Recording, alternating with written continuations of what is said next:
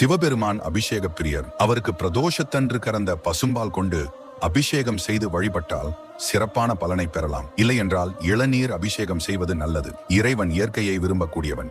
எனவே இயற்கையான வில்வ இலை அர்ச்சனையும் சிவபெருமானை மகிழ்ச்சிப்படுத்தும். இது தவிர தும்பை பூ மாலை அணிவித்து பிரதோஷம் அன்று சிவனை வழிபட்டால் சகல தோஷங்களும் விலகும். பிரதோஷ தினத்தில் அதிகாலையில் நீராடி திருநீரணிந்து சிவநாமமான நமசிவாய ஓதி உபவாசம் இருக்க வேண்டும். அன்று காலை முதல் பிரதோஷம் முடியும் வரை உணவு தவிர்த்து பிரதோஷ தரிசனம் முடித்து பிரசாதம் உண்டு விரதம் முடிக்க வேண்டும். பின்னர் இரவு உணவு சாப்பிடலாம். இப்படி 11 பிரதோஷங்கள் விரதம் இருந்து சிவனை வழிபட்டால் சிவனருள் கிடைக்கும். பிரதோஷ காலம் என்பது ஒரு நாழிகை என்பது 24 நிமிடங்கள். ஒரு மணிக்கு 2.5 நாழிகைகள். ஆக சராசரியாக மாலை 4 மணியிலிருந்து இரவு 7:30 மணி வரை பிரதோஷ காலம் உண்டு. பிரதோஷ விரதம் மேற்கொண்டால் திருமணம் கைகூடும், பிள்ளை பாக்கியம் கிடைக்கும், வறுமை விலகும், நோய்கள் நீங்கும், சகல காரியங்களில் வெற்றி கிடைக்கும்.